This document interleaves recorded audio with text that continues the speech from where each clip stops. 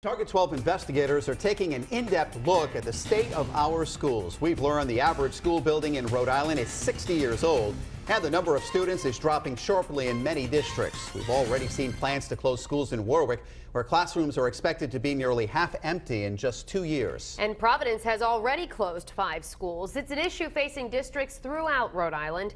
Let's get to Target 12 investigator Walt with what he's uncovered. Target 12 talked to educators across the state, and we found out changes in schools are necessary and on the way in several communities. Target 12 has learned there will be empty desks in most Rhode Island school districts in the near future and crumbling classrooms across the state. The Rhode Island Department of Education put together this public schoolhouse assessment. We dug into the data and found out without changes, Warwick schools are projected to be 45% empty by the start of the 2015 school year. Westerly schools could be 48% empty by then. Foster Gloucester classrooms 52% empty. And overall by 2015, 18 months away, almost 19% of all the state's school desks will be empty. Tim Duffy is the executive director of the Rhode Island Association of School Committees. What they should be doing is planning on how they consolidate some of those schools and those facilities, because it costs a lot to run a school. We're told another major issue is many districts have not spent enough over the years to maintain their schools. Renovations. In Pawtucket, there hasn't been a major school bond in 40 years. So we have 2 problems to solve. One is conditions and the other is capacity.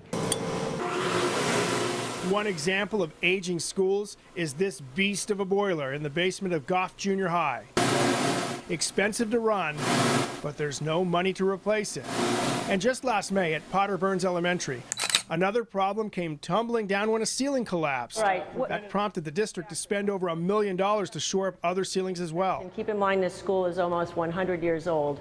We were very, very concerned. Safety is absolutely, paramount. This is an investment. Superintendent Deborah Silke tells us Pawtucket is putting together a 10-year, $243 million plan that includes converting Shea High to a middle school, consolidating the city's 2 high schools into one, while renovating all 16 schoolhouses.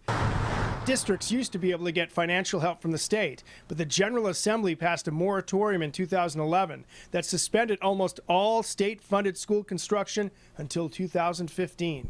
I would be devastated if this moratorium is not lifted, because for Pawtucket there will be no relief.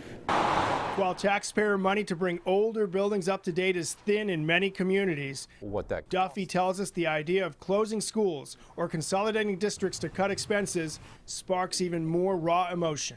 If you did a survey tomorrow, everyone would say, yeah, we need to consolidate on services, municipal, schools. And then when you get right down to it, say, well, we'll start with you. No, consolidate the other guy. Duffy also points out in the handful of consolidated school districts in Rhode Island, there have been several legal battles over the years. With the Target 12 investigators, Walt, Eyewitness News.